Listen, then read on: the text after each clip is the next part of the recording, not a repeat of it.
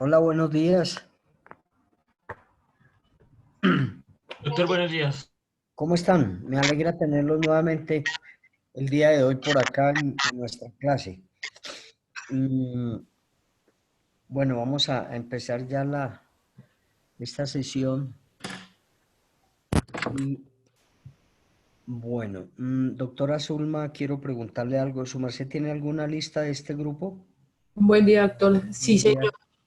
Entonces, el día de hoy vamos a empezar a llamar lista porque me jalaron las orejas por no llamar lista. Permítame un momento y ya le. Bueno, listo. Para hoy, ¿qué había, doctores? ¿Me recuerdan? Porque a mí se me olvidó qué había para hoy. ¿Qué tema vamos a tratar el día de hoy? ¿O había algo para indagar, para investigar?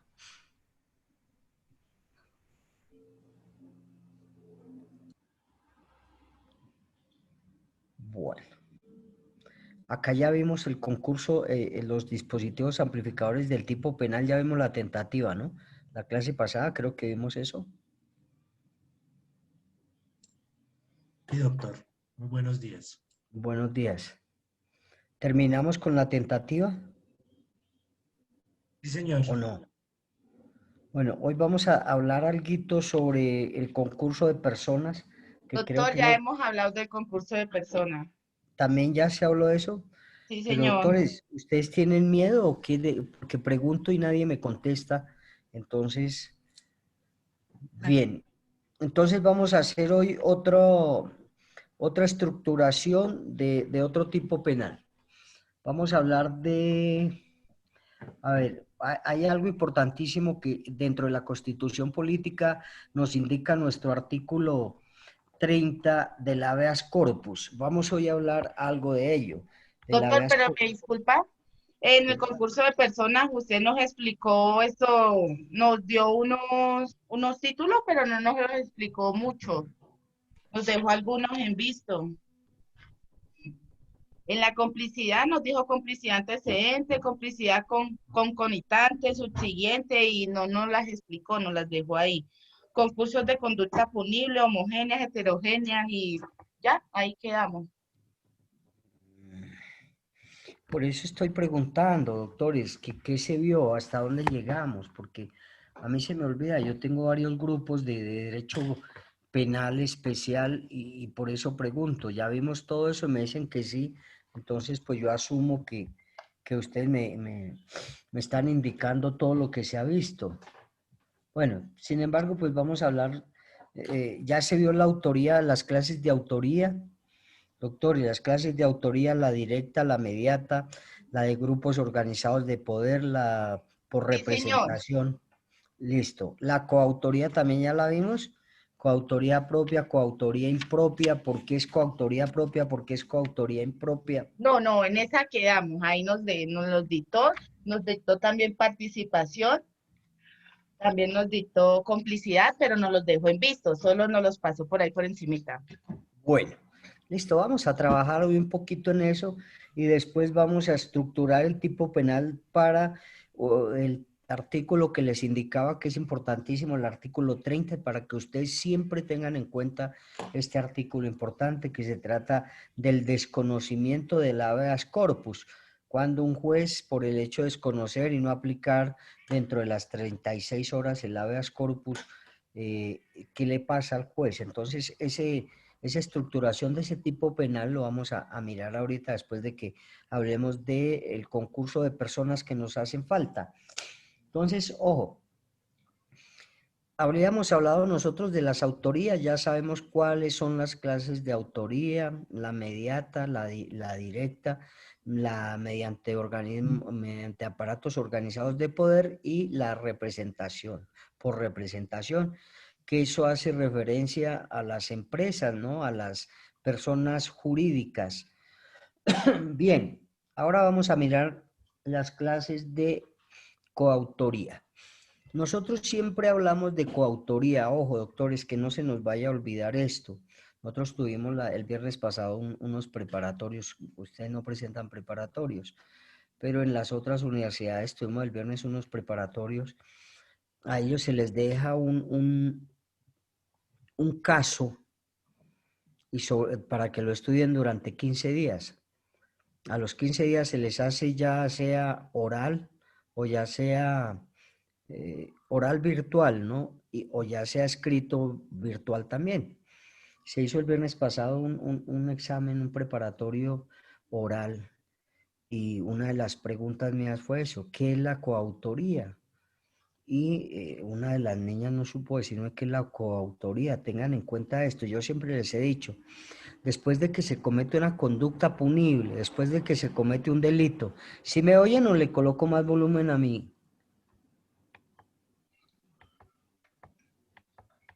en 70 lo dejé. Entonces siempre les he dicho, mire doctores, fundamentalmente en el momento de la comisión de una conducta punible nosotros debemos determinar muchísimas cosas. Por eso se hace una indagación, una investigación de la forma, la manera como se cometió la conducta punible. Yo les decía, ahí debemos determinar el sujeto activo y el sujeto pasivo, porque si bien es cierto que en los diferentes tipos penales nos habla de él, qué o quién, pues cuando se comete el delito, pues debemos determinar exactamente qué persona cometió la conducta punible y sobre qué persona recayó la conducta punible.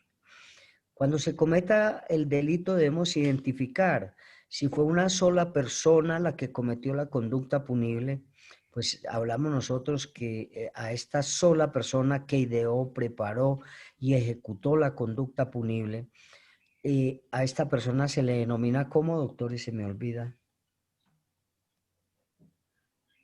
A la persona que por sí sola cometa la conducta punible, es decir, Autor, profe. ¿autor qué? Directo. Autor material, doctor. Material, profe.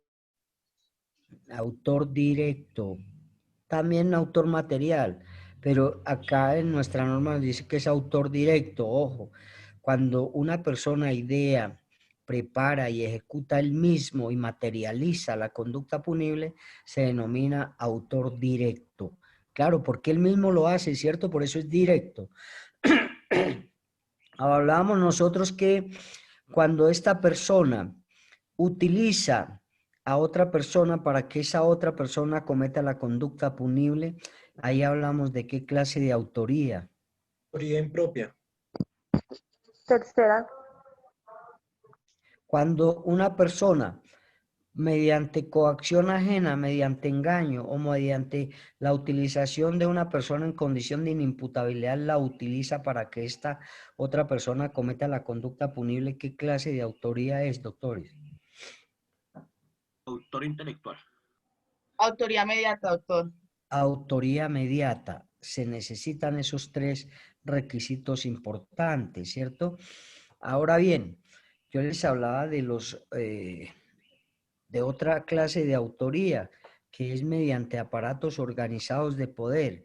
Y les decía que es aquellos grupos, sin importar si son al margen de la ley o no, dan una orden para que los subalternos cometan una conducta punible. Ellos dan la orden, saben que la orden se va a cumplir, pero no sabe quién la va a ejecutar. Entonces, esta es otra clase de autoría mediante aparatos organizados de poder. Creo que les explicaba en este grupo de lo que sucedió con los falsos positivos acá en Colombia.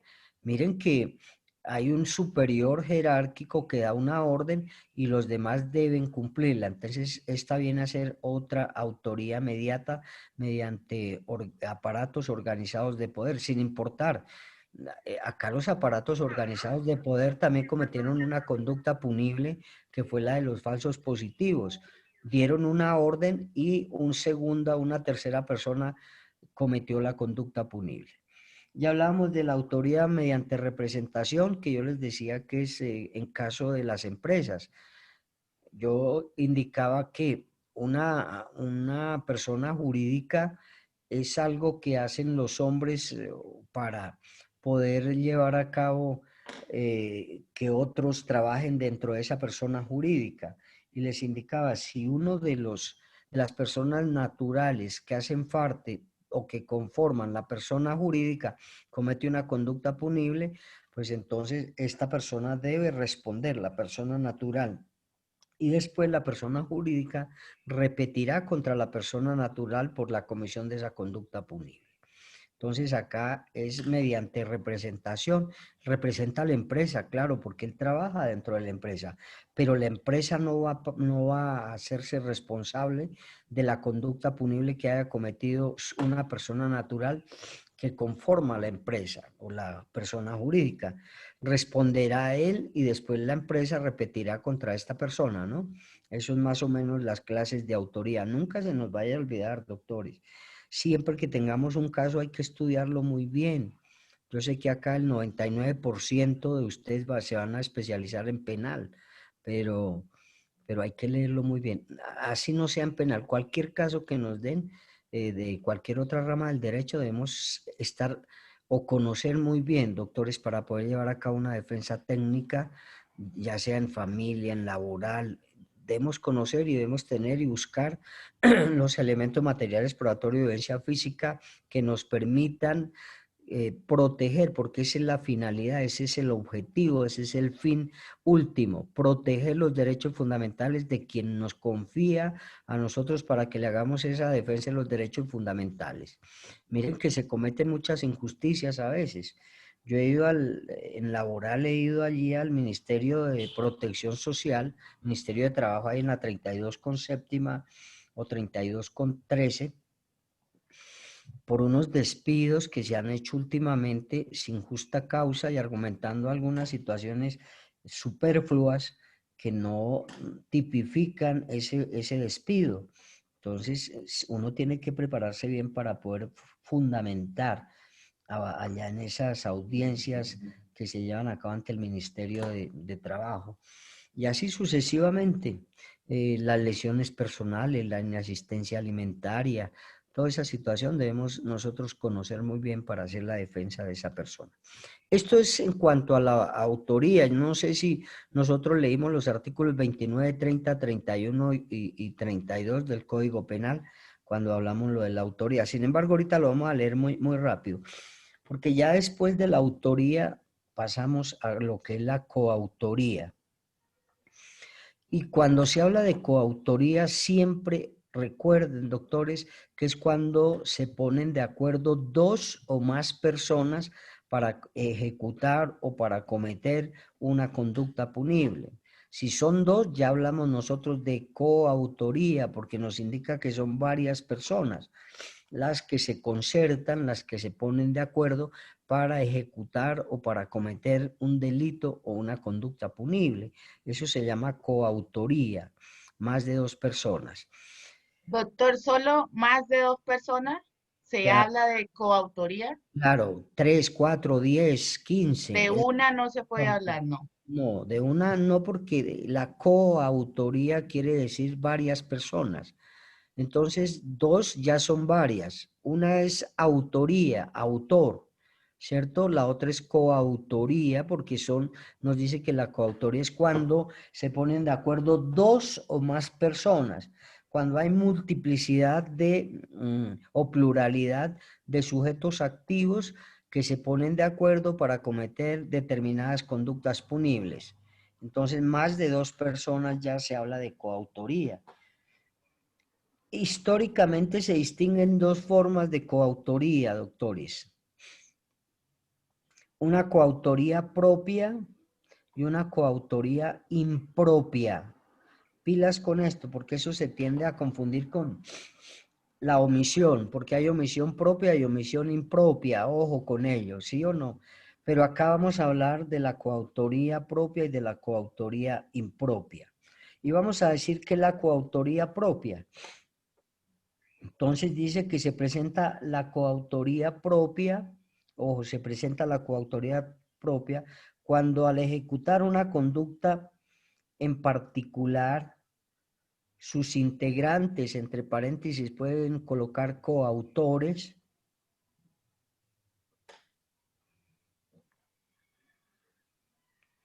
actúan sin distribución de trabajo o de tarea criminal. Actúan sin distribución de trabajo o tarea criminal. El derecho penal siempre se aprende o se reafirman los conocimientos con algunos ejemplos. Entonces vamos a colocar un ejemplo de coautoría propia.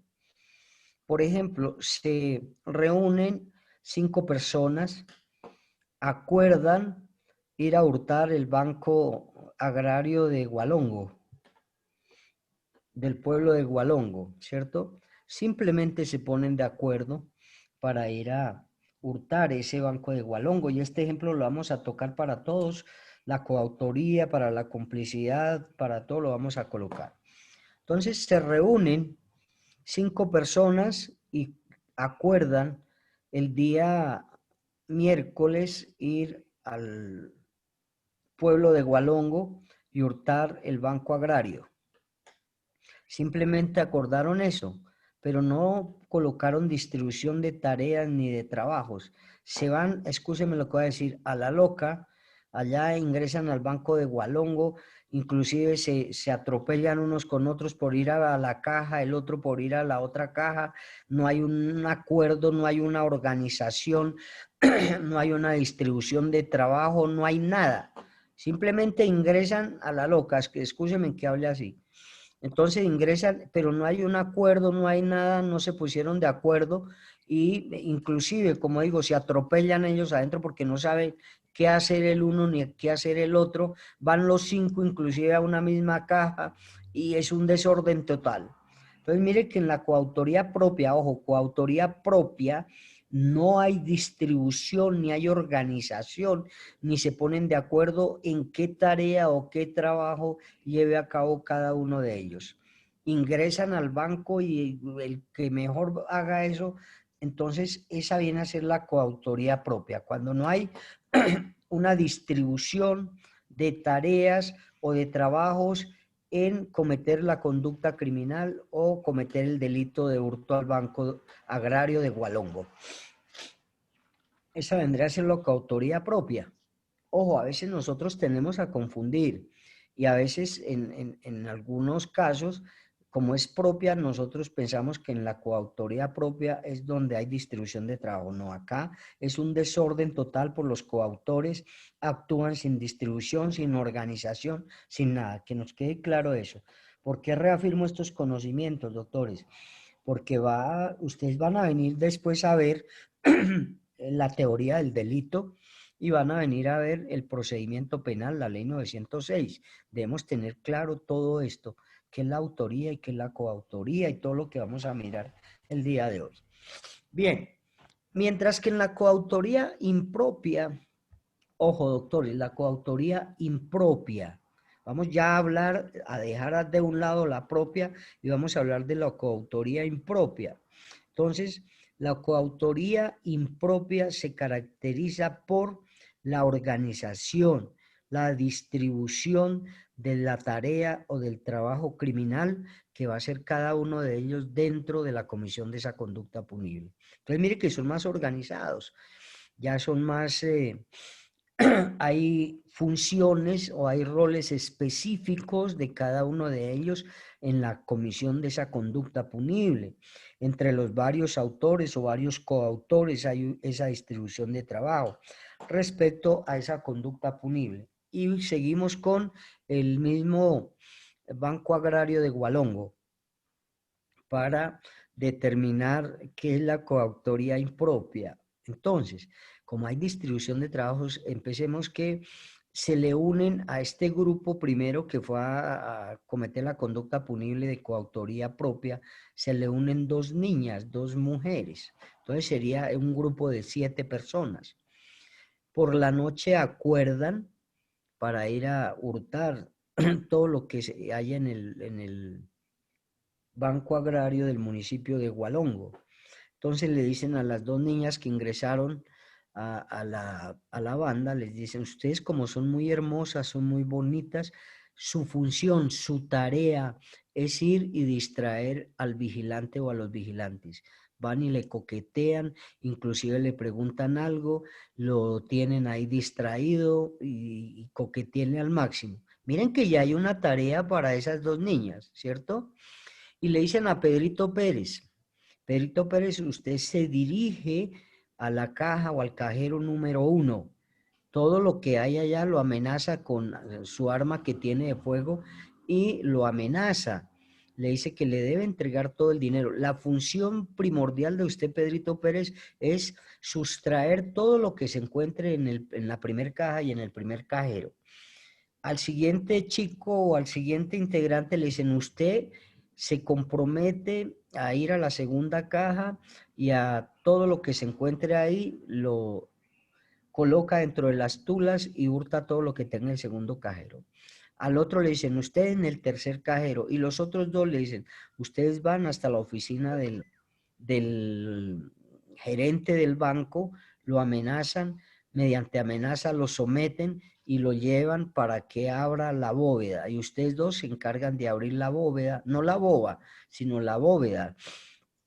La bóveda y todo lo que esté dentro de la bóveda lo guardan y lo llevan dentro de las tulas que tenemos todo lo más posible. Mire que hay una distribución de tareas, de trabajo dentro de la misma ejecución de esa conducta criminal. Hay una distribución exacta, cada uno de ellos tiene un trabajo, un rol, una función dentro de la comisión de esa conducta punible. Y esa es la autoría impropia. Bien, acá nosotros ya terminamos de hablar de lo que es la coautoría, tanto propia como impropia. Esas son las dos clases de coautoría. Ahora vamos a mirar, doctores, de la participación. El Código Penal en su artículo 30 me dice que son partícipes dentro de la comisión de una conducta punible o son partícipes dentro del delito que se va a cometer el determinador y el cómplice. Entonces, vamos a mirar quién es el determinador y quién es el cómplice. Entonces, ellos son como partícipes, nos indican a nosotros la norma, y nos dice que serán partícipes el determinador y el cómplice. Ojo, eso también es una pregunta de preparatorio. ¿Quiénes son partícipes dentro de la comisión de una conducta punible? Entonces se dice que son partícipes dentro de la comisión de una conducta punible el determinador y el cómplice. En el artículo 30, ahorita lo leemos del Código Penal, pues ahí nos indica también artículo 29, artículo 30, artículo 31 y artículo 32. Ya terminando de explicar esto, pues vamos a mirar nosotros qué nos indica el Código. Siempre les he dicho, doctoras y doctores, nosotros no debemos quedarnos con lo que nos está explicando cada uno de los artículos del Código Penal. Siempre debemos buscar otras bibliografías para ampliar mucho más estos conocimientos de autoría. En todos los temas de derecho penal debemos nosotros mirar más allá. Existe un vínculo que se genera tanto en el determinador, que acá sí lo que me decía el doctor cuando iniciamos la clase, que pregunté, acá el determinador sí se le denomina el autor, ¿cierto? O autor intelectual. Mientras que en la autoría mediata, se me había olvidado, en la autoría mediata siempre se habla del hombre de atrás o del hombre del escritorio. Ojo, allá es cualquier persona, acá se le denomina autor intelectual, acá en la participación. Al determinador se le denomina el autor intelectual. En la autoría mediata se le denomina el hombre de atrás o el hombre del escritorio. Así que chicos, ojo con ese hombre de atrás, o con el hombre del escritorio. En la determinación se le irá a llamar el hombre intelectual y se le denominará determinador o autor intelectual a la persona que busca a otra para que la otra cometa una conducta punible. A esta persona se le denomina entonces determinador, estamos hablando de la determinación, o autor intelectual. Y la persona que materializa la conducta punible, pues se le denominará determinado o autor material. ¿Sí me entendieron o no? Los veo como con caras tristes. Ah, pero es que es la foto, de razón. Entonces, el autor intelectual es el determinador. Y el autor material, que es quien ejecuta o realiza la conducta punible, se denomina el autor material o el determinado. Profe, buen día. Bueno, ¿Cómo es, profe? Lo que pasa es que yo entendía que el determinador es la persona que, por decirlo así, y utilizando una expresión muy fea, es como el casquillero, ¿sí? Como el que va y busca a la persona y, y lo, sí, como que lo invita a realizar esa conducta punible sin decirle vaya a mate. es que, ojo, ¿por qué se llama autor intelectual? Se llama autor intelectual al determinador porque utiliza la inteligencia para convencer mediante consejo, mediante inducción, puede convencer a la persona para que la otra cometa una conducta punible. Ojo, vamos a hacer como una diferencia con el autor mediato. El autor mediato, recuerden que utiliza la coacción, es una coacción insuperable para que esa otra persona cometa la conducta punible. Ejemplo, yo les decía, le secuestra, por ejemplo, a un hijo o a la mamá o a un hermano y le dice, hermano, si usted no va y le quita la vida al vecino, entonces yo le asesino a su mamá, a su hermano, a lo que sea. Mire que es una coacción que es insuperable. Y estamos hablando del autor mediato, ojo, autor mediato. Que la diferencia es que acá en el determinador o en la determinación, el hombre de atrás no se llama así, sino se llama autor intelectual, porque él utiliza la inteligencia para convencer a la otra persona de que cometa la conducta punible. Mientras que en la autoría mediata, él se vale de 3 presupuestos y es 1, utilizando la coacción insuperable, que ya les expliqué. 2, es utilizando o engañando o colocando a la otra persona en error. Mire que acá no es como ahorita lo que vamos a ver del determinador. Colocando a la víctima en estado de error, por ejemplo, yo creo que les decía que la persona que como es amigo del otro confía bastante y le lleva el café a Estados Unidos y dentro del café va 1 o 2 kilos de estupefacientes. Lo engaña, hay un error, hay un engaño, mientras que ahorita cuando vemos la determinación se ponen inclusive de acuerdo los dos para cometer esa conducta ilícita.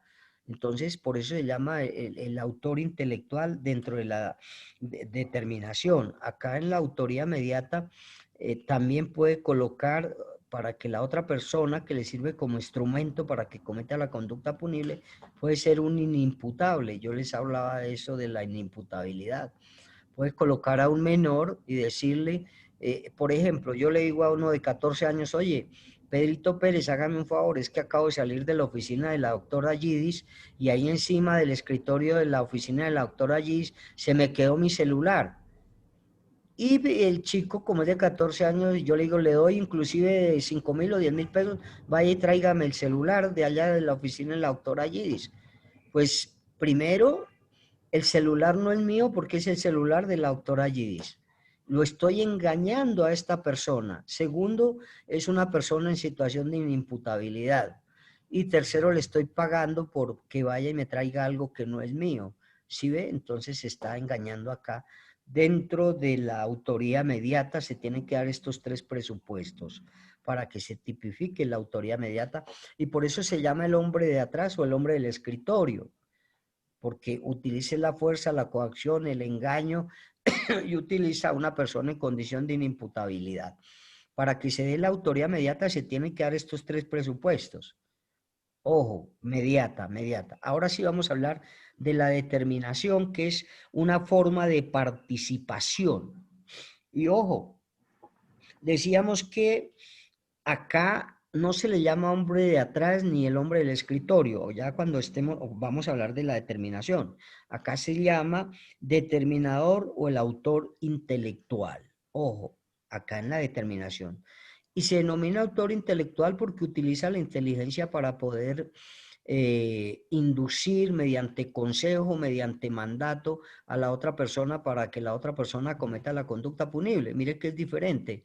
Acá la convence, hablemos del convencimiento de la otra persona, mientras que en la autoría mediata la coacciona o la engaña o utiliza a una persona en condición de inimputabilidad. Ojo con ello, ¿vale? Bien, entonces decimos que existe un vínculo que se genera tanto en el determinador o el autor intelectual y el determinado, que es quien va a cometer la conducta punible, o el autor material, ¿no?, de la conducta punible. Mire que en la autoría mediata, en la que hablamos, cuando es por coacción, el que comete la conducta punible tiene un eximente de responsabilidad, un eximente de culpabilidad. Porque si a mí me coaccionan de esa manera insuperable y cometo la conducta punible, pues mire que yo estuve coaccionado, ¿cierto? Y una coacción insuperable, y por eso se cometió la conducta punible. Entonces, tiene un eximente de responsabilidad y que toca probarlo. La persona que yo engaño, yo hablaba que días en la clase anterior, me acuerdo de que la persona confiaba porque era muy amiga mía y yo le daba unos kilos de café, pero dentro le colocaba medio kilo de estupefacientes. Pues esa persona fue engañada y debe probar que fue engañada y que ella no tenía conocimiento para cometer esa conducta punible, porque donde tenga conocimiento, pues no me lleva a mí esos kilos de café. Entonces hay un eximente de responsabilidad. Mientras que acá, ojo, acá dentro del determinador y el determinado, pues viene a haber inclusive un acuerdo para cometer la conducta punible, y ambos serán responsables de la comisión de esa conducta punible porque ambos conocían. Entonces, como entre el autor y el cómplice, ahorita que hablemos de la complicidad, también sabemos que el cómplice sabe que se va a cometer una conducta punible y sin embargo presta una ayuda. Entonces miren que acá ya es diferente.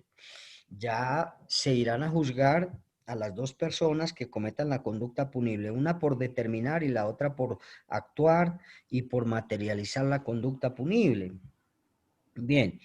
Entonces, la responsabilidad penal del determinador se fundamenta en el hecho de inducir de manera eficaz a un tercero la realización de una conducta punible. Entonces, mire que esa responsabilidad del determinador es porque induce a la otra persona a que cometa la conducta punible. Al tercero que nos indica la norma. Entonces, para mí es un segundo, pero la norma nos indica que un tercero. Yo les decía que no sé por qué.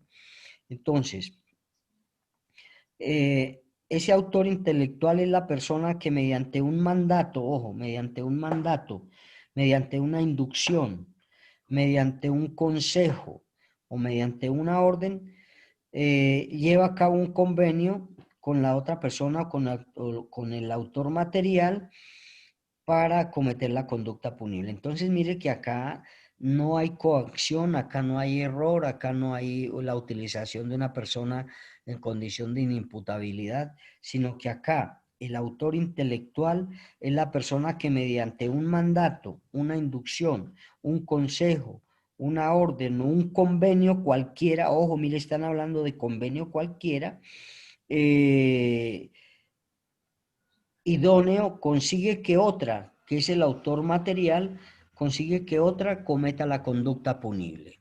Entonces mire que acá ya hay un acuerdo de voluntades. Y dice que acá el hilo conductor o el hilo que diferencia a la autoría mediata con la determinación es que entre el determinador y el determinado está dado por el conocimiento concreto que tiene el segundo, es decir, el determinado tiene un conocimiento concreto de una actividad que se va a realizar y que esa actividad es ilícita o que esa actividad va a causar un daño a un bien jurídicamente protegido tutelado. Ojo, acá hay conocimiento del segundo que va a cometer la conducta punible.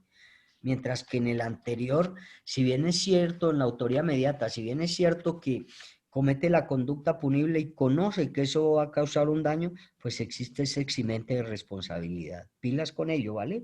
Bien, entonces, esto es lo que la diferencia entre uno y otro. Acá se conoce y ambos quieren cometer la conducta punible y es tan eficaz ese convencimiento por parte del autor intelectual hacia el autor material, que el autor material lo hace y realiza la conducta punible. Es eficaz ese ese consejo, ese mandato, esa orden, esa inducción, son tan eficaces que la otra persona va y comete la conducta punible. Profe, una pregunta. ¿Y si a esa persona que le envían a cometer ese delito, bueno, o a ser cómplice del delito, es una persona interdicta? No, ojo, doctor, acá está hablando de dos personas normales. Acá se está hablando de dos personas normales. Si es una persona interdicta, pues vendría a darse la autoría mediata, doctor, porque es una persona que sufre de un trastorno mental o alguna situación de esas, ¿no? Por Sí. eso, en la autoría mediata, doctor, nos está diciendo que es la persona que coaccione, coloque en error o utilice a otra persona que sufra de una enfermedad mental o de alguna situación. Habría que mirar y habría que estipular el grado de interdicción de esa persona o mirar en qué, sí, y si se utiliza esa persona en esa condición, pues entonces se daría más bien la autoría mediata. Pero acá, en esta del determinador y las clases de determinación, se hace entre dos personas normales, doctor. Simplemente que el autor, el determinador en este caso, el determinador convence o tiene esa inteligencia para poder convencer al otro en ese convenio, en ese contrato ilícito que están haciendo. Bueno, entonces habría que determinar si es mejor una autoría mediata, porque se está utilizando a una persona que no es normal, una persona que de pronto tiene algo que la diferencia de las demás personas. Acá se habla de dos personas normales, simplemente que una utiliza la inteligencia para poder inducir mediante un consejo, mediante un mandato, mediante una orden a la otra para que la otra cometa la conducta punible. Además, la segunda persona o la tercera persona, que es quien va a cometer la conducta punible, pues entonces conoce también, o tiene ese conocimiento, que el hecho que lo que va a hacer causa un daño, un detrimento a un bien jurídicamente tutelado o protegido.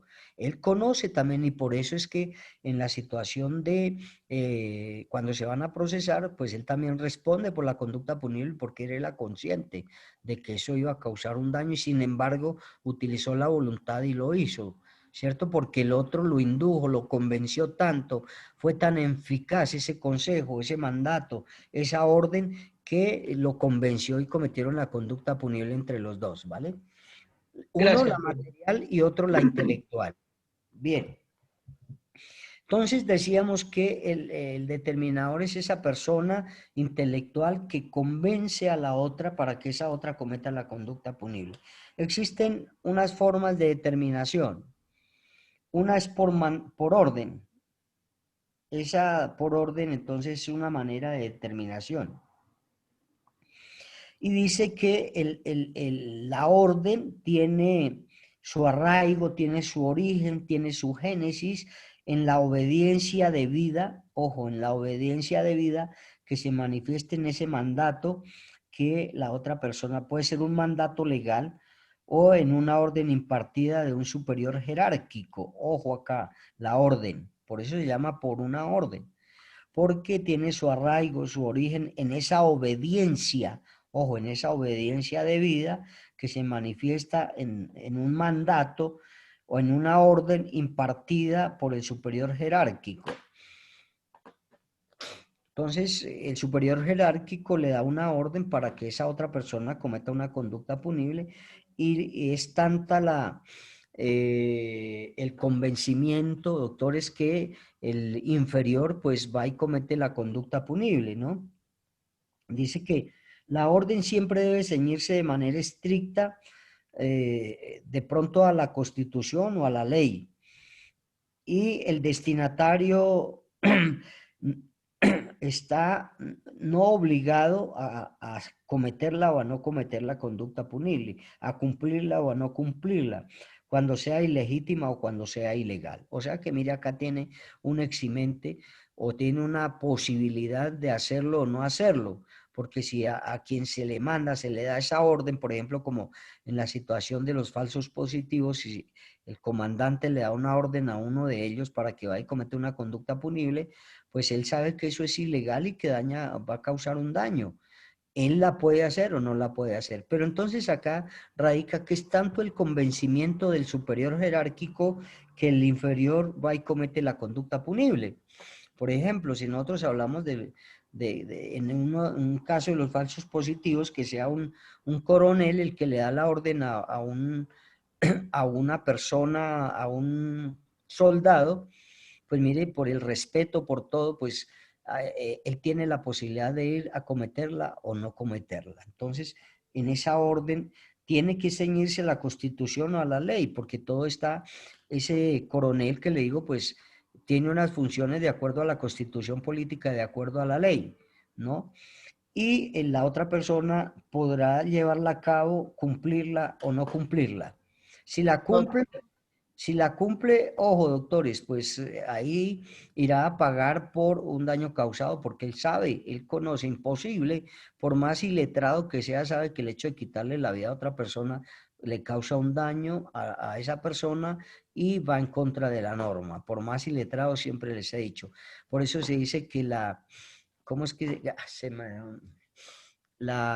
el hecho de no conocer uno, eso no quiere decir, uno es óbice o no es una circunstancia para que uno no pueda cometer la conducta punible. Hoy en día, en pleno siglo XXI, no es tan cierto que nadie sepa o no conozca que el hecho de quitarle la vida a otra persona sea un delito.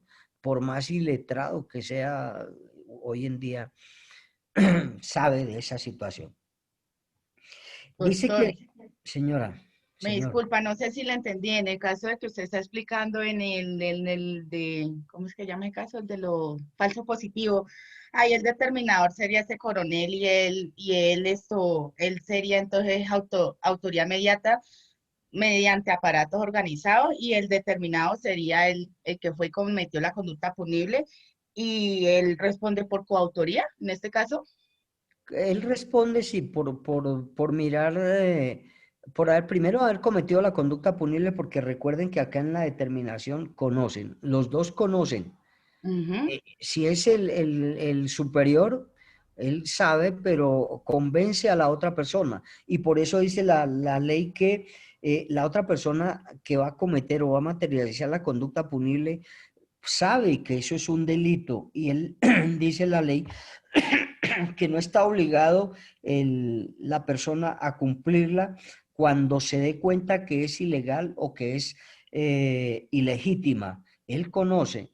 Y entonces acá habría que mirar si hubo coautoría, ¿cierto? Y qué clase de coautoría.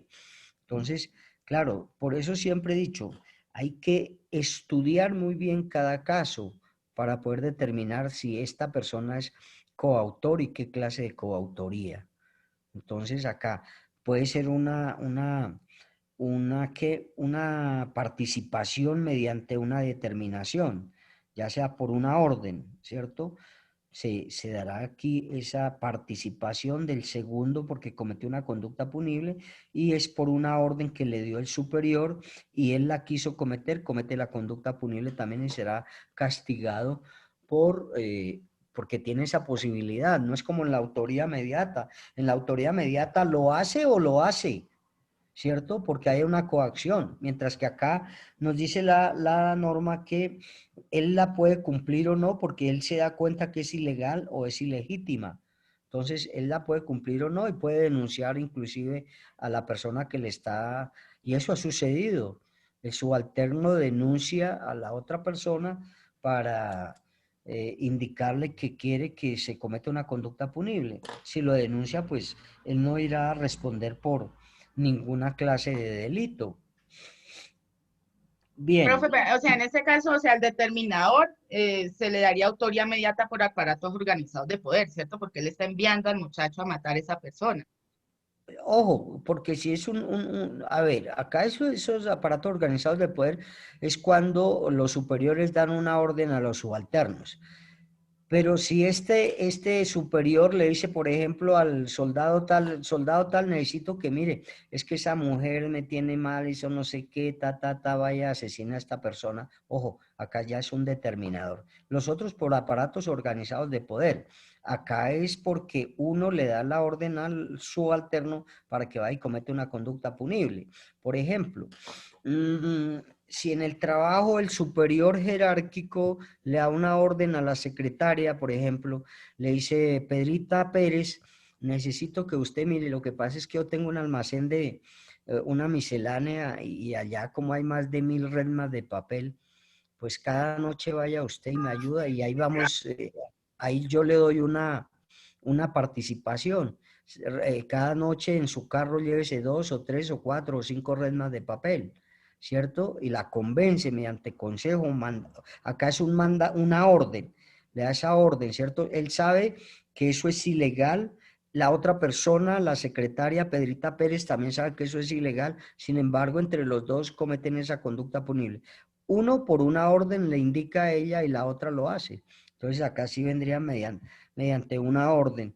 Y los dos, en el caso de que los descubran, pues los dos irán a procesarse por ese hurto continuado que están llevando en la empresa. Bien.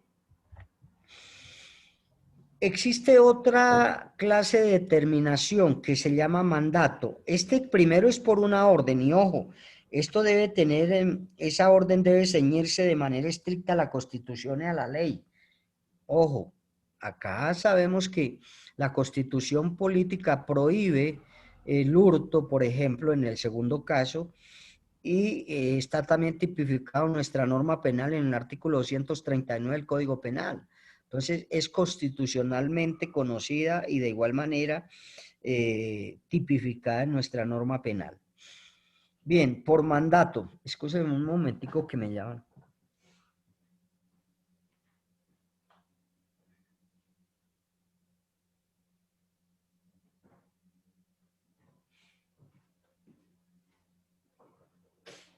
Segunda clase de determinación, por mandato. Dice que en el mandato, como objetivo fundamental o principal, es que existe un contrato ilícito celebrado por dos o más personas, el mandante y el mandatario. Entonces, en el mandato, doctores, se fundamenta en un contrato ilícito celebrado entre dos o más personas, el mandante y el mandatario, con el fin de realizar una actividad delictiva.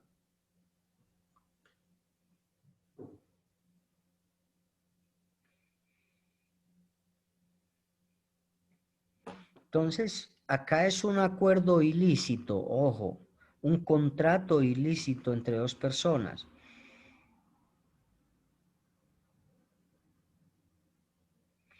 Entonces, por ejemplo,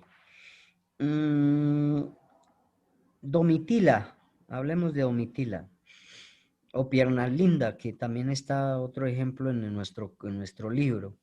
Dice que Piernas Lindas, dolida por quien fuera su mejor amiga, se casó con su exnovio. Le paga a dos muchachos para que les desfiguren el rostro con ácido y pierda su deslumbrante belleza. Entonces, mire que hay un acuerdo ilícito. Domitila contrata a estos dos muchachos y les dice, vea, lo que tienen que hacer es con este ácido, vaya y arrójeselo en la cara de Piernas Linda porque me quitó, se casó con mi exnovio. Ahí hay un contrato ilícito y ambos, tanto el mandante como el mandatario o los mandatarios saben que eso es una situación y sin embargo lo hacen mediante un contrato, mediante el pago de un precio. Y al pagar un precio por cometer una conducta punible, pues entonces ahí hay un contrato, doctores. ¿Sí ven? Ahí hay un contrato entre Piernas Linda y los dos chicos que le van a cometer esa conducta punible mediante un precio o remuneración. Entonces, es cuando se hace un convenio o un contrato, por eso se llama un contrato ilícito. Claro, es ilícito porque se va a causar un daño a un bien jurídicamente protegido, que es el de la cara de Domitila, porque era muy bonita. Entonces, mire que acá se viene a ver un contrato ilícito entre las dos personas. Con un pedido de la tienda que hicimos. ¿Cómo? Los pedimos. Sí. Pero Sí, esos son para ponerles en las camas, sino que pues como Compañero en la Cristian, el su micrófono. alumbra. Ellas atrás tienen un botoncito y... Cristian, Micrófono. Bien. Entonces, mire, el mandato, la orden es por una autoridad competente que desempeña un cargo y le manda al subalterno. Y saben que eso es ilegal y que el subalterno conoce también que lo que va a hacer es una conducta punible y él puede realizarla o no realizarla. Entonces ya saben, si la realiza, pues se irá a procesar, porque él conocía. Tendrá alguna circunstancia de menor punibilidad porque se irá a argumentar en que fue su jefe superior inmediato que le dio esa orden, ¿no? Mientras que acá en el mandato es un contrato que se lleva a cabo entre dos personas o más, dos o más personas, para que cometan una conducta punible. Ese es el mandato. La inducción. Inducción o consejo, dice la misma situación, inducción o consejo. Y dice que en la inducción o consejo es en persuadir o hacer nacer en una persona o convencer a una persona en la resolución para que ésta ejecute un comportamiento delictivo o ejecute una conducta punible, ya sea por acción o por omisión. Ojo. Entonces acá es un consejo, lo persuade, convence a la persona para que esa persona cometa una conducta punible.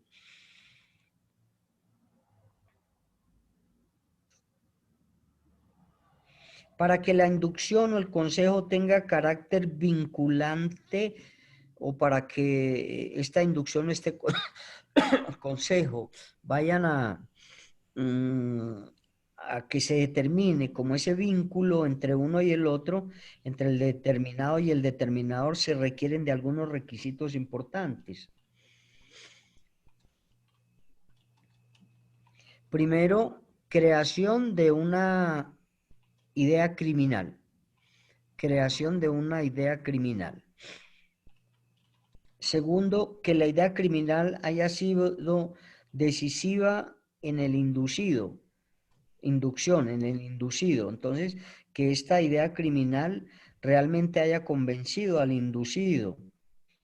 Tercero, que el inductor obre de manera dolosa. Claro, si se va a cometer una conducta punible, siempre se va a tener el dolo como determinante en la comisión de ese delito.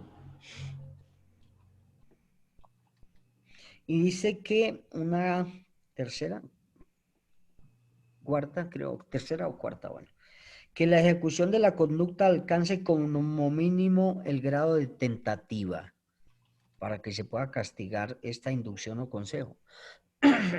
Recuerden que acá nos habla del alcance como mínimo en la ejecución, que alcance la tentativa. De acuerdo a los pasos que vimos nosotros del intercriminis, el tercer paso es la ejecución. Y yo les indicaba que acá en la ejecución es donde se puede dar el resultado, se tipificaría el delito. Pero si no se da el resultado que quiere la gente por circunstancias ajenas a su voluntad, pues entonces queda en un delito tentado.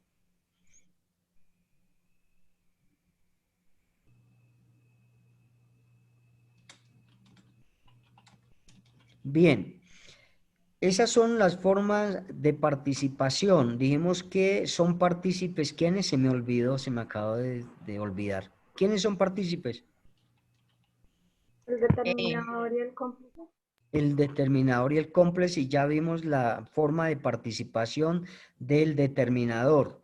Ahora vamos a mirar el segundo partícipe, que es el cómplice. Vamos a mirar algo sobre la complicidad. El segundo partícipe es el cómplice. El primero, el determinador, que fue lo que acabamos de ver, y ahorita vamos a mirar la complicidad. Bien, terminando de explicar la complicidad, por favor, me acuerdan de leer el artículo 29, 30, 31 y 32 del Código Penal. Por favor, me acuerdan. Porque eso, uno a estas alturas ya se le olvida todo. Entonces, vamos a hablar de la complicidad como una forma de participación dentro de la comisión de una conducta punible. se dice que la complicidad o se entiende o siempre nos han dicho que se entiende la prestación, la ayuda, la colaboración en cometer un delito. Entonces, y es una participación, es una ayuda, aunque mínima, pero que determina también y contribuye para que los autores o los coautores cometan una conducta punible. El cómplice es consciente, el cómplice sabe que se va a cometer una conducta punible y sin embargo presta la ayuda y presta esa colaboración, aunque mínima. Ellos se ponen de acuerdo y ellos saben. Ojo, aunque no tienen dominio del hecho lo tendrá los coautores o los autores que son los que están cometiendo la conducta punible. Es decir, tendrán dominio del hecho las personas que estén cometiendo la conducta punible. Tienen dominio del hecho. El cómplice no tendrá dominio del hecho porque él presta es una ayuda mínima, una colaboración mínima, pero que la presta en las formas de complicidad. Presta la ayuda previa o antes de cometer la conducta punible, presta la ayuda cuando se está cometiendo la conducta punible y presta la ayuda después de cometer la conducta punible. Entonces, por eso se habla de las tres clases de complicidad: una previa o antecedente, una concomitante y una subsiguiente o posterior. Pero se tiene que tener en cuenta lo que yo les dije, ¿no? El cómplice no tendrá el dominio del hecho. Y existen algunos elementos importantes para que se dé la complicidad.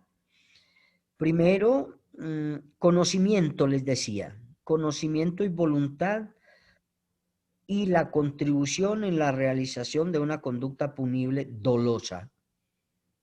Entonces hay ese conocimiento por parte del cómplice, hay esa voluntad y hay esa contribución o esa ayuda mínima en la comisión o en la ejecución para que los autores o coautores cometan la conducta punible. Segundo, colaboración por acción o por omisión. El cómplice puede colaborar ya sea por acción o por omisión. Ahorita vamos a colocar el mismo ejemplo del Banco Agrario de Hualongo. Tercero, el cómplice no tiene dominio del hecho por ser este único o exclusivo de los autores o de los coautores. Él no tiene dominio del hecho.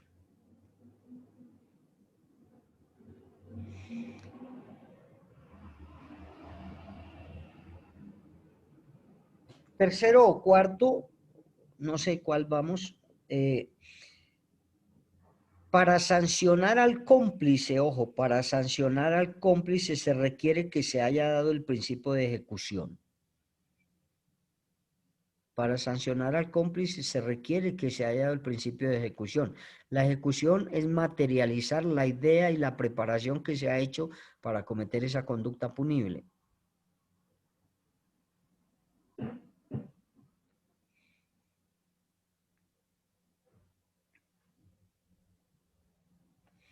Y entonces ahora sí vamos a mirar las tres clases de complicidad. Complicidad previa o antecedente.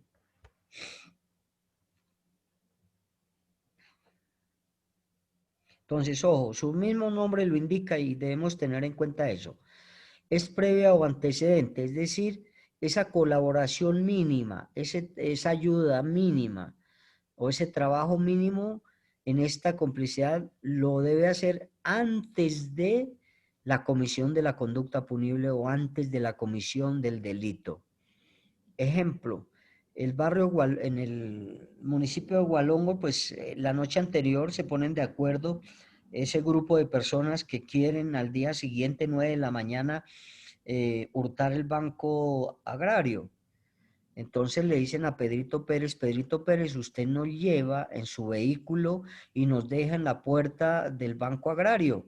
o nos deja a media cuadra o a una cuadra, pero nos lleva desde acá, desde la vereda Guamal hasta el municipio y nos deja ya en el Banco Agrario, ya sea al frente, ya sea una cuadra, etcétera. Entonces, que mire, Pedrito Pérez está prestando una ayuda y una colaboración. Dice que aunque mínima, pero los está acercando, los está transportando hasta el Banco Agrario.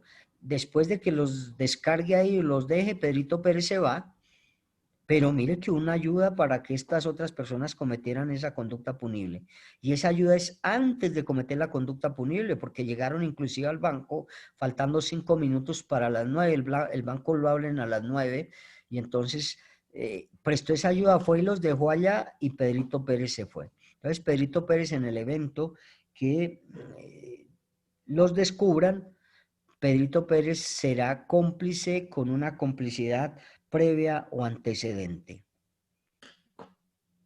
Lo hizo antes de que los otros cometieran el delito, antes de que los otros ingresaran al banco y hurtaran el banco. Entonces, por eso existe esa complicidad previa o antecedente, es decir, antes de cometer la conducta punible o de cometer el delito. Bien, la complicidad concomitante. Yo siempre digo que la complicidad concomitante, o hablo del hombre del paracaídas, que es cuando se presta esa ayuda mínima en el momento de que se está cometiendo la conducta punible, en ese momento que se está cometiendo la conducta punible. Vamos al mismo ejemplo de Gualongo. Entonces, ellos han planeado, han organizado y dicen, ingresamos a las 9 de la mañana, a las 9:10, 9:15, ya llegue Pedrito Pérez y ayuda con las tulas de dinero, las tulas de joyas que tengamos, ayuda a sacarlas hasta la puerta, por ejemplo. Entonces, en el mismo momento que están cometiendo la conducta punible, ayuda a esta persona o contribuye o colabora en hacer cualquier situación, aunque mínima, para colaborarle a los demás que están cometiendo la conducta punible. Entonces, esa complicidad concomitante es esa ayuda, es esa colaboración que presta Pedrito Pérez en el mismo momento que se está cometiendo la conducta punible. En ese mismo momento existe la ayuda de Pedrito Pérez.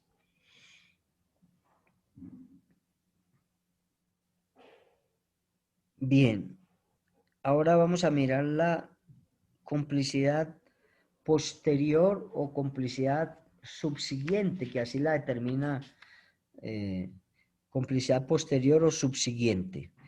Entonces, será posterior o subsiguiente porque se colabora, se presta la ayuda después de haber cometido la conducta punible, después de haber cometido, por eso es posterior o subsiguiente a la comisión del delito. Se ayuda después de que se ha cometido ese delito y esa ayuda pues la presta otro integrante de ese grupo que se han puesto de acuerdo, que conoce y que va a prestar esa colaboración o esa ayuda. Entonces Pedrito Pérez le dicen, usted como tiene un vehículo más rápido de alta gama, nos espera a las 9:20, 9:25, que ya salimos con todo lo que hemos hurtado en el banco. Y para que la policía no nos capture, pues en su carro, que es más veloz, nos recoge al frente del banco, a media cuadra o en el parqueadero, y después nos lleva a tal dirección. Inclusive les decía que Pedrito Pérez los puede dejar quedar en su casa 1 o 2 o 3 días mientras pasa toda la situación y para que no haya sido capturado por la policía.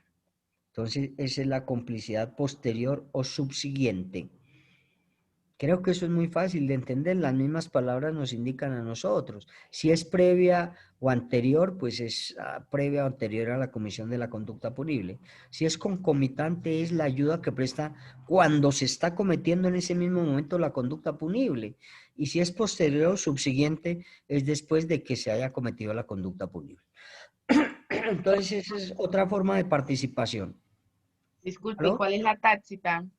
¿La qué? La tácita, yo la tengo escrita acá. Usted el día que nos dictó, nos dictó hasta la tácita. La tácita. Ujú. ¿Y qué les dicté yo ahí de eso? Esta casi no se aplica en Colombia. Es que, ojo, las que se dan acá son las que nuestro código o nuestra ley penal aplica en Colombia. Hay muchas clases más, pero en Colombia no se lleva a cabo o no se sancionará sino por estas 3 complicidades. La tácita es que en el mismo momento de la comisión de la conducta punible, ya sea indirecta o directamente se presta una ayuda o colaboración. Entonces, esa se practica en otros países y esa la habla Claude Roxin, habla de esa complicidad tácita. Esa creo que se da en Argentina y Claude Roxin, los libros de Claude Roxin son un poco complicados de entender, pero él habla de muchas clases de complicidad. La tácita, existe otra que es autónoma y muchas más que se dan. Pero en Colombia únicamente se procesa a una persona por estas 3 clases de complicidad. Ustedes recuerden que hubo una banda hace que como unos 3 o 4 meses, no sé, que ingresaron a un centro comercial. Unos ingresaron a hurtar un poco de joyas y recuerda que habían unos campaneros, ¿cierto? Son los que están ahí pendientes de avisarle a los otros si llega la policía o eso.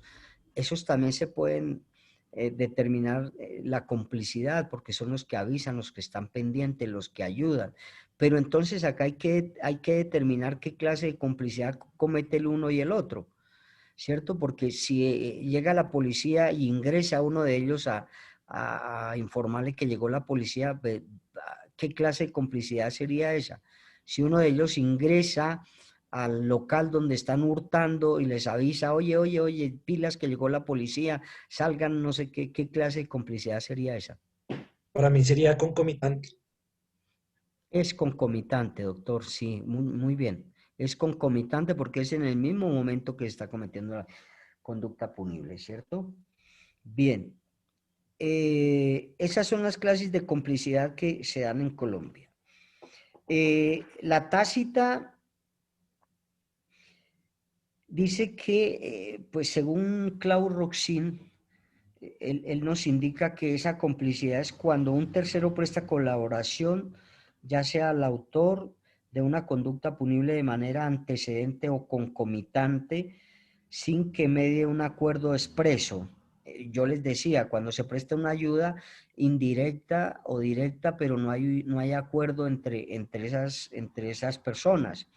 Entonces, se presenta una ayuda por un tercero o una colaboración o, ¿cómo más se llama eso? Bueno, le colabora a las personas que están cometiendo la conducta punible, ya sea de manera antecedente o de manera concomitante, sin que haya mediado un acuerdo. Es decir, esta persona presta una ayuda, pero no tiene un acuerdo. Él cree que, o le dice la persona, mira, ayúdeme con esta tula, ayúdeme a sacarla.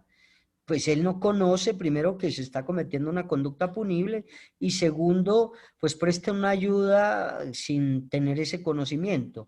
Esa ayuda en este caso pues es concomitante porque le está ayudando a sacar las tulas llenas de dinero. Él no sabe que se ha cometido una conducta punible, él no sabe y presta una ayuda, pero sin tener un acuerdo con esa persona, no media un acuerdo, mientras que en las otras complicidades sí media un acuerdo, doctores. En las otras sí el cómplice sabe que se está cometiendo una conducta punible. Entonces, en esta tácita es eso, ¿no?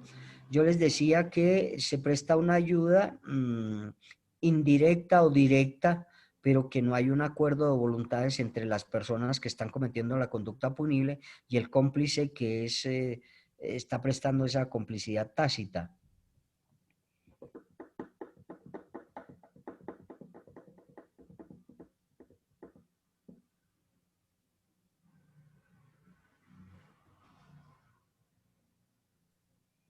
Una Bien, pregunta.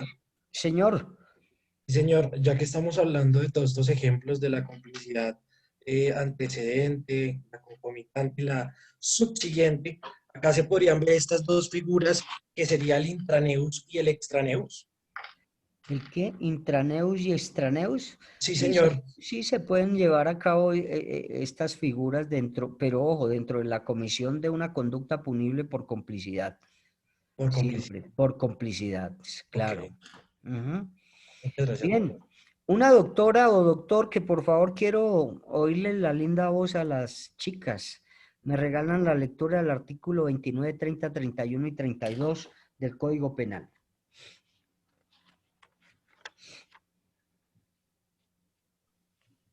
Doctor, artículo 29 Código Penal. Autores.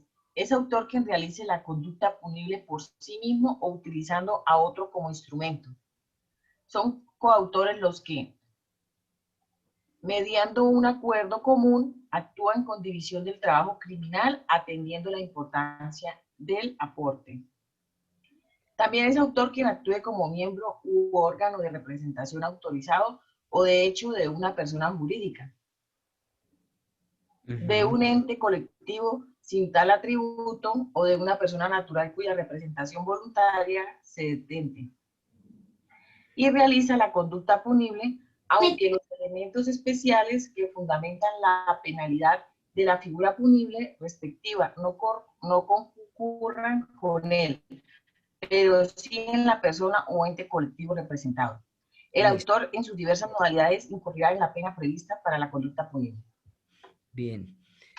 El 31 nos habla del concurso de conductas punibles como otro dispositivo amplificador del tipo penal. Siempre les he dicho, los dispositivos amplificadores del tipo penal son aquellos que nos aclaran, nos enseñan y nos ponen de presente el tipo penal, de qué manera se cometió esa conducta punible. ¿Y por qué hice referencia en estos temas? Porque en la estructuración de cada uno de los tipos punibles se necesita saber quién fue autor, quién fue partícipe y todo eso. Y también si con una acción o con varias acciones, con una omisión o con varias omisiones, se unieran diferentes derechos fundamentales a cada hora concurso de conductas punibles. Por eso nos indica que el concurso de conductas punibles tiene lugar cuando el quehacer delictivo, es decir, cuando se va a cometer una conducta punible, producto de una o de varias acciones u omisiones, vulnera el mismo bien jurídicamente protegido o vulnera diferentes tipos penales, según lo expone ese artículo 31, que nosotros vamos a leerlo. Doctora Anela, si es tan amable, me lee el 31.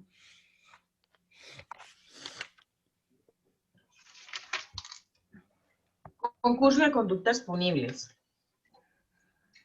El que con una sola acción u omisión o con varias acciones u omisiones infrinja varias disposiciones de la ley penal o varias veces la misma disposición, quedará sometido a la que establezca la pena más grave según su naturaleza, aumentada hasta en otro tanto, sin que fuere superior a la suma aritmética de las que correspondan a las respectivas conductas punibles debidamente dosificadas, cada una de ellas.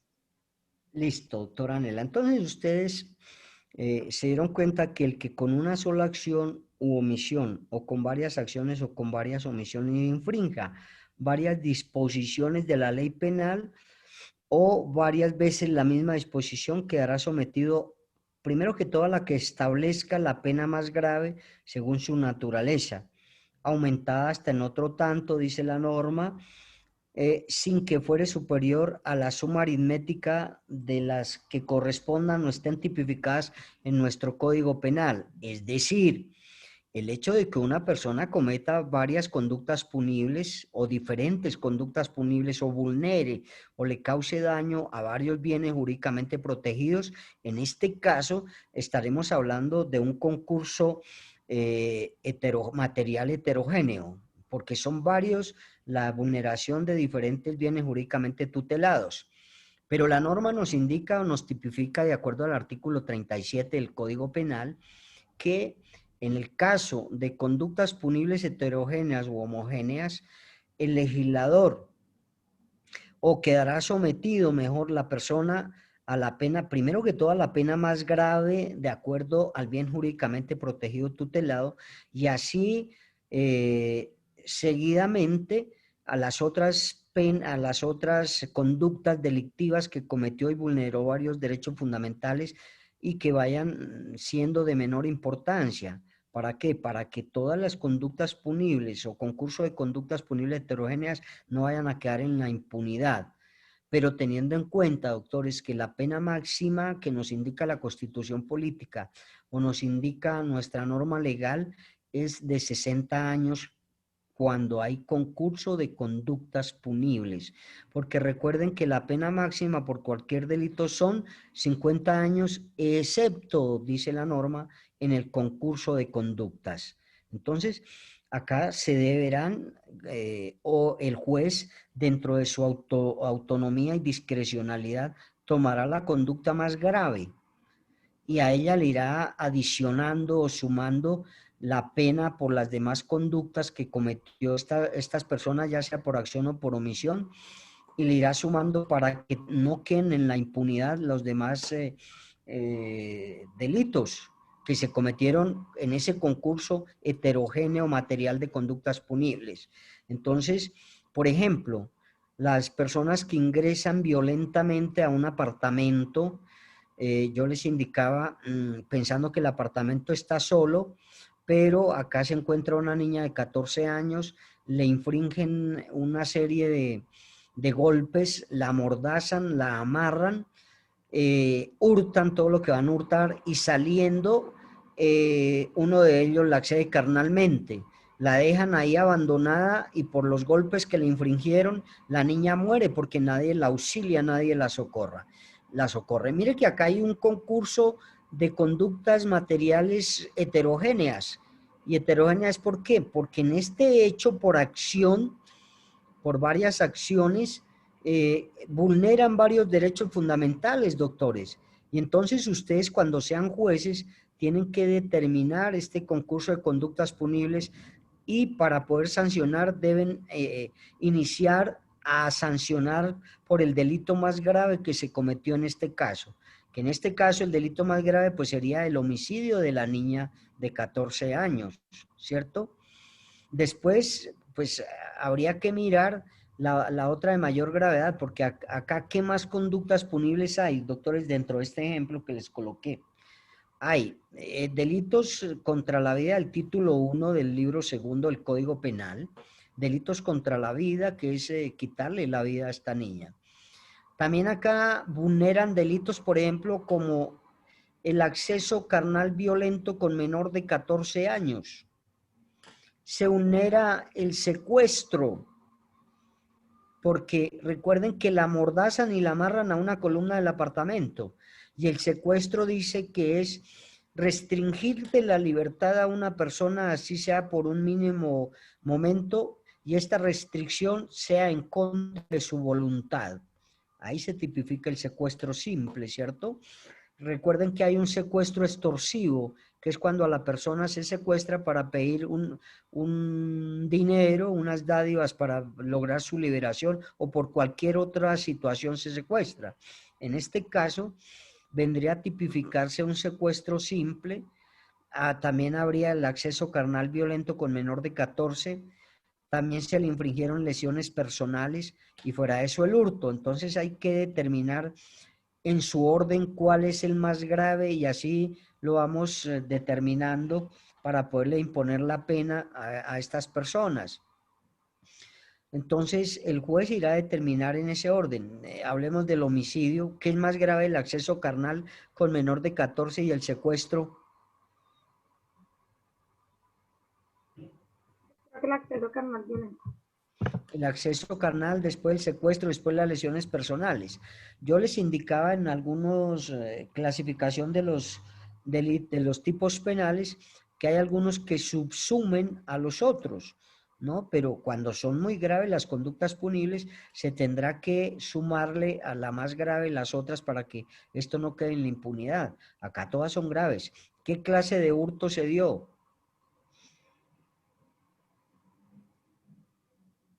Hurto calificado, porque existió violencia contra las cosas y contra las personas. Nosotros tenemos que ir mirando, doctores, por eso cuando hagamos la esquematización de cada uno de esos delitos, pues vamos a mirar. Alguien tiene los delitos contra el patrimonio económico, que ahí nos va a hablar del hurto simple, que es el hurto simple, el hurto calificado del 240, que nos indica que es cuando uno de los requisitos, cuando se cometa el hurto con violencia sobre las cosas o sobre las personas. En este caso se dieron las dos. Hubo violencia porque utilizaron una llave o una ganzúa para abrir el apartamento. Ahí está tipificado eso, que cuando se utilice una llave o una ganzúa se está utilizando la violencia para poder desactivar esa seguridad que tiene el apartamento, o cuando hay escalonamiento, es decir, por una ventana, también se tipifica el hurto calificado, o cuando hay violencia sobre las cosas o sobre las personas, se tipifica el hurto calificado de acuerdo al artículo 240 del Código Penal. Entonces, mire que este es el concurso de conductas punibles, concurso material heterogéneo, ¿no? Que es cuando con una acción se vulneran más de un derecho fundamental que está protegido, está tutelado por nuestra norma. Y decíamos que en ningún caso en los eventos de concurso la persona que es privada de la libertad podrá exceder de 60 años. Alguien que me lea el artículo 37 del Código Penal, por favor. Miren que todo lo de las penas está a partir del artículo 34, 35 y hasta el 39, pero el artículo 37 es el que me determina que no podrá imponerse una pena mayor de 60 años, así sea en concurso de conductas punibles. Por eso a este señor de que asesinó a la niña Zamboni le colocaron 58 y 6 meses, porque el juez empezó a hacer esa estructuración y le impuso las penas de la más grave hasta la más menos grave. Discúlpame, tengo una pregunta. Señor. Que me surgió una duda cuando usted dijo que siempre se debe aplicar la pena que sea más gravosa, ¿cierto? Y que comparó el homicidio con el acceso carnal violento. Y que dijeron, si no estoy mal, que la pena más gravosa sería un acceso carnal violento. Y no, es el homicidio. Ojo, porque el homicidio... no. Acá se dijo, doctor Alejandro, que era más grave del secuestro al acceso carnal violento, no del homicidio. Porque el homicidio tiene la pena, el homicidio es el más grave ahí, doctor Alejandro. Ok, doctor. Listo. A ver, el 37, doctora Natalia, por favor, o quién, o doctora Zulma, o... La prisión. Artículo 37 de la prisión. La pena de prisión se sujetará a las siguientes reglas. Primero, numeral, ver notas del editor, numeral modificado por el artículo 2 de la ley 890 del 2004. El nuevo texto es el siguiente. La pena de prisión para los tipos penales tendrá una duración máxima de 50 años, excepto en los casos de concurso. 2. Su cumplimiento, así como los beneficios penitenciarios que se pongan. La reducción de la condena se ajustarán a lo dispuesto en las leyes y en el presente código. Tercero, la detención preventiva no se reputa como pena. Sin embargo, en caso de condena, el tiempo cumplido bajo tal circunstancia se computará como parte cumplida de la pena. Listo. Entonces, mira acá, siempre, doctores, la Constitución política nos indica que cuando hay concurso máximo son 60 años, lo mismo nuestra norma penal. Máximo 60 años. Por cualquier otro delito que se puede colocar hasta 50 años, pero cuando hay concurso máximo hasta 60 años. La Constitución política prohíbe que se coloquen más de 60 años privativos de la libertad a una persona. La Constitución política prohíbe que una pena imponer a la persona que ha cometido una conducta punible vulnere derechos fundamentales. Prohíbe la pena capital en Colombia, prohíbe el destierro, prohíbe la tortura, prohíbe todo acto que vaya a vulnerar derechos fundamentales de la persona que ha cometido una conducta punible, ¿cierto? Por eso nos habla en su artículo primero de todas las normas de la dignidad humana, sin importar el delito que se haya cometido, sin importar la persona que ha cometido la conducta punible, se debe mirar con esa dignidad humana. Entonces, acá en ese concurso de conductas ya sean materiales homogéneas o materiales heterogéneas, entonces máximo se irá a colocar una pena privativa de la libertad de 60 años máximo en este caso. Entonces, existe un concurso, en este caso ya hablamos del concurso material heterogéneo. El concurso material homogéneo dice que es la concurrencia de conductas punibles independientes llevadas a cabo por un mismo sujeto activo o un mismo sujeto que va a cometer el delito, vulnerando varias veces un mismo tipo penal, es decir, vulnerando varias veces el mismo bien jurídicamente tutelado o el mismo bien protegido por nuestra norma penal o por nuestra norma constitucional. Entonces, por ejemplo, yo siempre les indico este mismo ejemplo, una persona que le dejan al cuidado un menor de edad, pero esa persona lo accede carnalmente, el lunes, el martes, el miércoles, el jueves, etcétera. Mire que está vulnerando únicamente lo que está tipificado en el título 4 del Código Penal, libro 2, que nos habla de los delitos contra la integridad y formación sexual. Entonces, mire, y lo está haciendo con un menor de edad. Entonces, en este evento también habrá un concurso material homogéneo porque se está vulnerando un mismo derecho fundamental con varias acciones, o cuando se vulnera con varias acciones, o con una omisión o con varias omisiones. Entonces, ahí se estaría vulnerando este derecho fundamental que está tipificado, como les digo, a partir del artículo 205, y que hace referencia al bien jurídicamente protegido del título 4 de los delitos contra la integridad y formación sexual de ese menor de edad. Bien.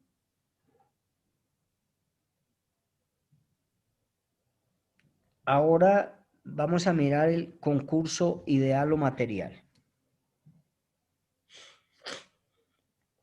Dice que este concurso ideal o formal, se me fue. Se dice que se presenta el concurso ideal o formal cuando el resultado de una única acción o una única omisión llevada a cabo por una persona o por el autor o por el sujeto activo de la conducta punible se encuadra en varias disposiciones penales a la vez, ya sea dentro de la situación heterogénea o en un mismo tipo penal homogéneo. Ese es el concurso ideal o formal. Pero este concurso, para poderlo entender, nos da el legislador y nos dan los autores de diferentes bibliografías, nos dan unos requisitos, 4 requisitos. Entonces, el primer requisito nos dice que debe existir identidad respecto del sujeto activo, autor o coautor y el partícipe. Debe existir esa identidad, es decir, ese conocimiento entre estas personas, que el autor ya sea, o los coautores y el partícipe, teniendo en cuenta que los partícipes son el determinador y los cómplices. Y mire que cuando vimos la determinación y vimos la complicidad, nos dimos cuenta que tienen conocimiento de que se va a causar una conducta punible. Y entonces, al tener este conocimiento, también en el evento que se vayan a procesar estas personas, pues irán a procesar de acuerdo al grado de participación y al grado de responsabilidad que tengan. El segundo requisito nos indica que debe haber una unidad de acción, es decir, que se ponen de acuerdo en el momento de cometer la conducta punible, se ponen de acuerdo en qué grado de participación va a tener cada uno de ellos. Entonces, ya sea para las conductas heterogéneas o para las conductas homogéneas, ellos se tienen que poner de acuerdo en qué situación o cómo o de qué manera van a contribuir, van a colaborar en la comisión de una conducta punible. Por eso se dice que la conducta ideal o concurso ideal o material se presenta cuando el resultado de una única acción o una única omisión es llevado a cabo por el actor y se encuadra en alguna de las concursos de conductas heterogéneas u homogéneas. Entonces, ya dijimos que hay una identidad del sujeto o un acuerdo entre las clases de sujetos para cometer esa conducta punible, ya sea coautor, coautores, autor, perdón, o coautores, y el partícipe, ya sea el determinador y los cómplices. Debe existir una sola unidad de acción, es decir, deben estar de acuerdo en qué es lo que van a hacer, cuáles son las conductas punibles que van a cometer. Debe existir varios resultados, nos indica la norma que debe existir una multiplicidad de resultados como consecuencia de una acción o de una omisión. En este caso que yo les indico del ejemplo, existe una única acción, que es la de hurtar, pero se presentan un concurso heterogéneo material de conductas punibles. Y dice que debe, como tercero o cuarto requisito, bueno, dice que debe existir la afectación de uno o de varios bienes jurídicamente protegidos, y por esta acción o por estas acciones y por esta omisión. Entonces debe existir una afectación de diferentes bienes jurídicamente protegidos. Claro, si es en la situación heterogénea hay una multiplicidad de bienes jurídicamente protegidos que se vulneran, se dañan, se conculcan con esta acción o con esta omisión. Entonces, esas son más o menos las características del concurso ideal o material. Bien. Concurso, bueno, concurso, ¿cuál más sigue? Concurso aparente, creo. Bueno, concurso aparente.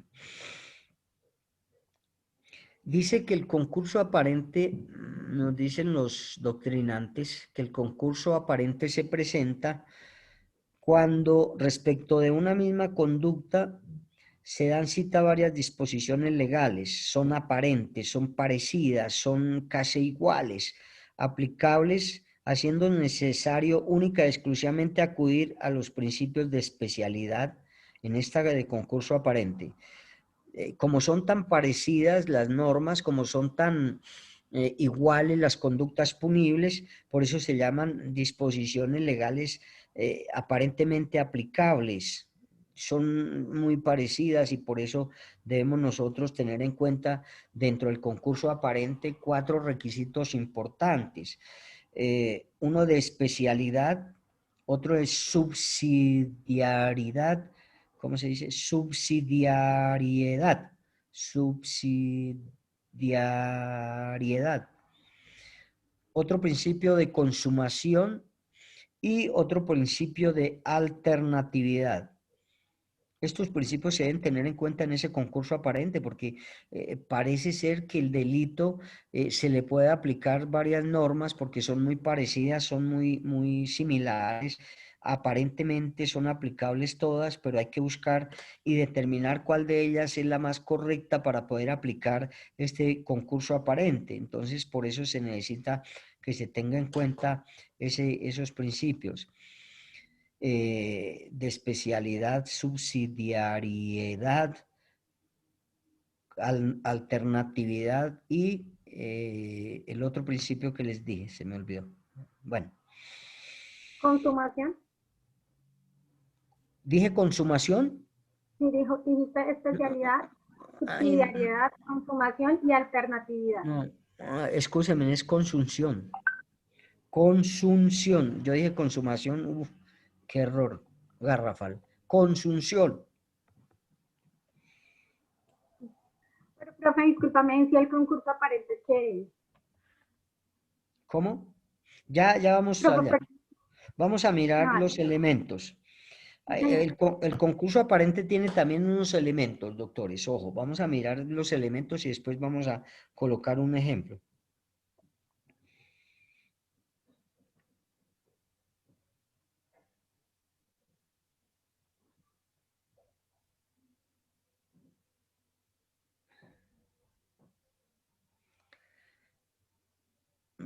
Elementos, ¿por qué?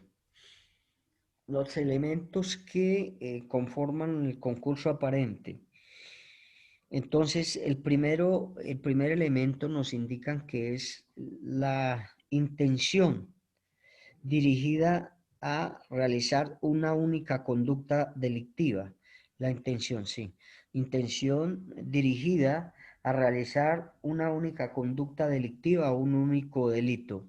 Es el primer elemento. Segundo, ay, jue madre, se me olvidó. Que exista una pluralidad de normas,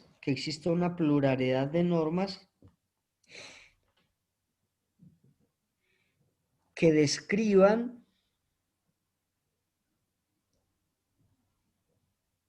y se asemejen en su aplicación, que describan, bueno, varias conductas punibles y se asemejen en su aplicación.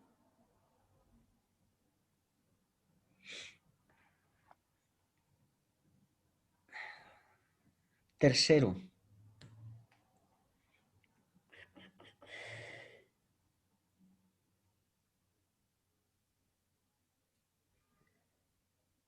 lesionar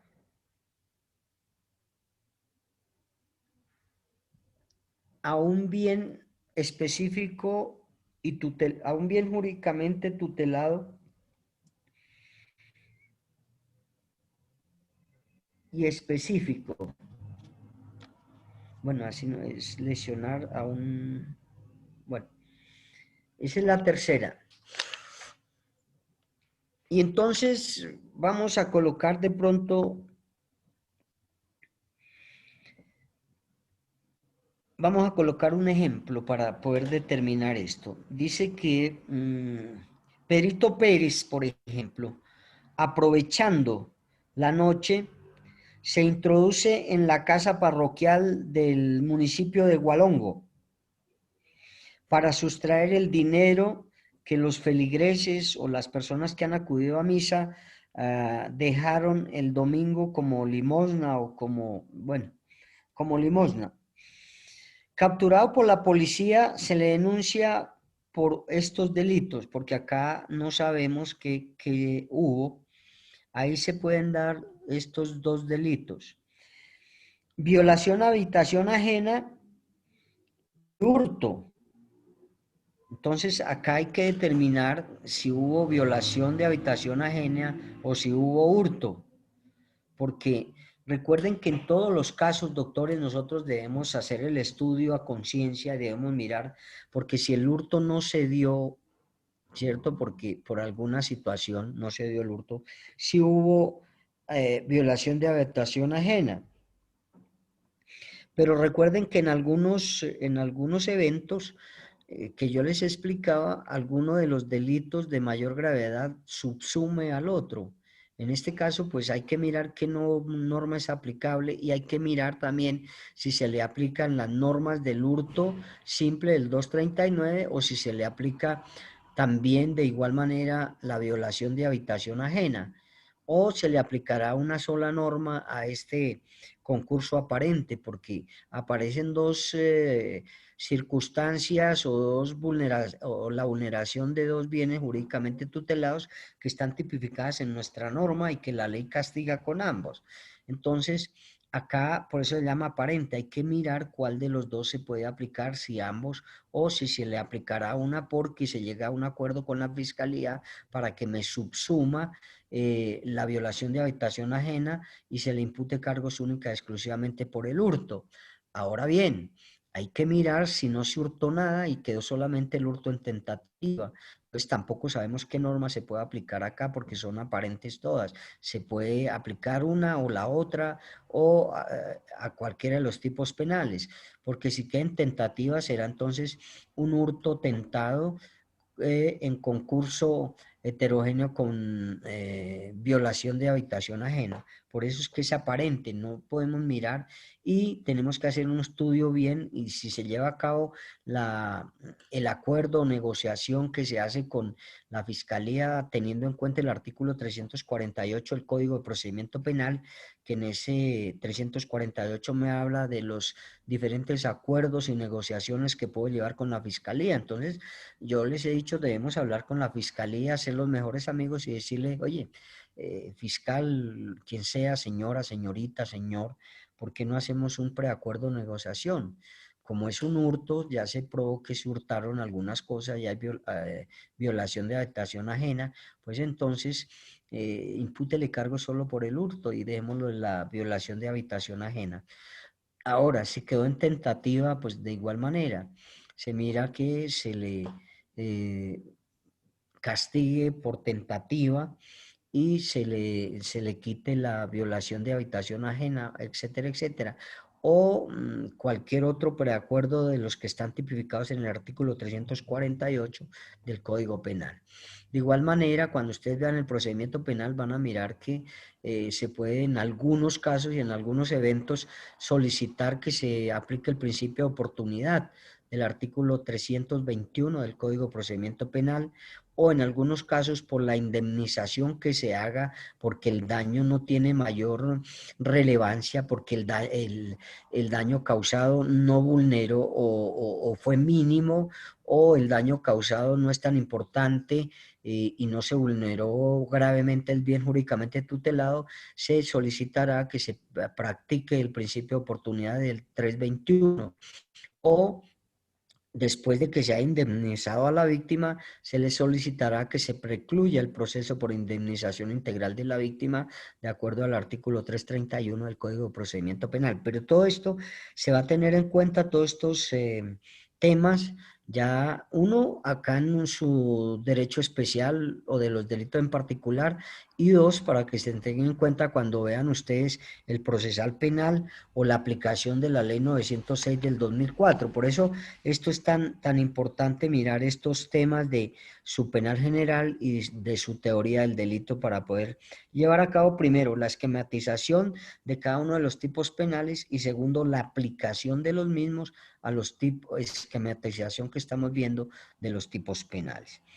Bien, con esto terminamos los dispositivos amplificadores del tipo penal para dar paso entonces ahora sí a un delito que se puede presentar por parte de los jueces y es el desconocimiento, y eso se presenta muchísimo, el desconocimiento del artículo 30 constitucional, que lo vamos a ver el día de mañana y vamos a hacer la estructuración si alcanzamos de otros dos tipos penales más, para darle paso el día miércoles al parcial y el día jueves empezar a hacer la estructuración de los tipos penales por los grupos que tenemos organizados y tenemos acá.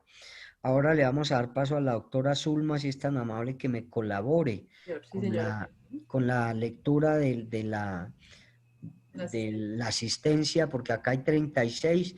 Ahorita cuando vaya terminando de leer la doctora Zulma aparecen los 50. Sí, sí. Perfecto, voy a leer. Arbeláez Gallón, Julián Andrés. Quien no conteste tiene falla, doctora. Arias Charles. Buenos días, qué pena es que no puedo activar el micrófono. Buenos días, doctor Charles. No me está contestando Julián Arbeláez, doctor. ¿Cómo? ¿Quién? Me está contestando Julián Arbeláez, ¿sí? Buenos días, sí señora, es que no puedo activar el micrófono. Julián, listo. Charles Arias. Zulma, buenos días. Gracias. Doctor. Listo. Arias Aguirre, Claudia. También te veo. Buenos días, presente. Listo, doctora Claudia. Bustamante Morales, Marla. Buen día, compañera, presente. Buenos días. Amargo Bejarano, Valentina. Buenos días, presente. Buenos días. Castaño Quintero, Cristian. Presente, buenos días. Castiblanco Rativa, Nicolás. Buenos días, presente. Criollo Mendoza, Juan Sebastián.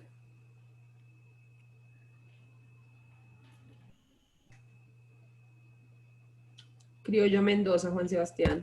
Buenos días, presente. Perfecto. Cueto Jonathan. Presente, buenos días. Donoso Ramírez. Presente, buenos días. Duarte Niño. Presente, buenos días. Gansasoy Fajardo. Presente, Zulma, buenos días. García Troncoso. Presente, buenos días, Zulma. García Muñoz. Buenos días, presente. Garzón María Alexandra. Presente, compañera.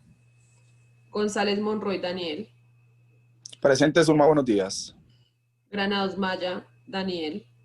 Presente, buenos días. Guevara Aguirre Galo. Monitora, buenos días, atento. Bello Jiménez Valentina. Ah, no, ella no es. Ya se pasó la noche. Ah, no, Jiménez Quintana Gabriela. Presente, buenos días.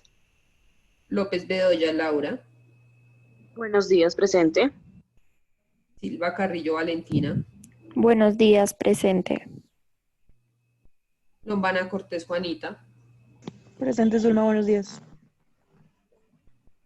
Peña Camargo.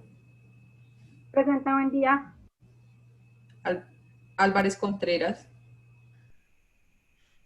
Zulma, buenos días, presente. Hernández Plaza.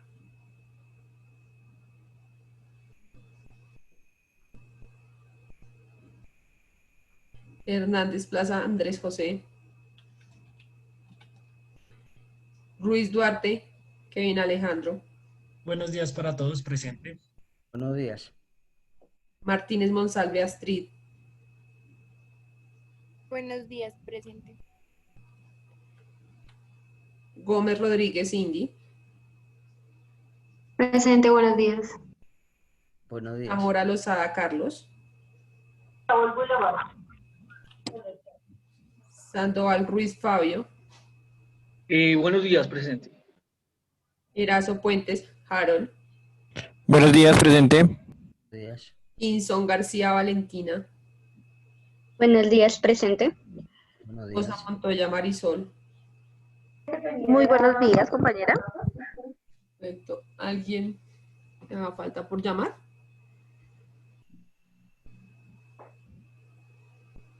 ¿Alguien está en lista o falta por llamar ahí en lista? ¿O todos están? Bueno. Doctores, para el día de mañana averigüen, lean, investiguen sobre el habeas corpus, pero no me lean el artículo 30 de la Constitución Política. Busquen mucho más qué es el habeas corpus, toda esa situación, porque mañana vamos a mirar ese y vamos a estructurar ese desconocimiento que hacen a veces los jueces o las autoridades competentes del habeas corpus después de capturar a una persona. Entonces vamos mañana a mirar qué es eso del habeas corpus, vamos a mirar en qué momentos se puede vulnerar o se desconoce este derecho fundamental de cada una de las personas. Entonces leamos que para mañana tenemos eso y vamos a hacer la estructuración de otros 2 tipos penales el día de mañana. Doctores, muchas gracias, buen día, cuídense mucho. Muchas gracias, doctor. A usted. Gracias, doctor, muy amable. Que estén muy bien. Gracias. Gracias, profe. Gracias, doctor. Feliz día. Buen día, profe. Chao, que estén bien.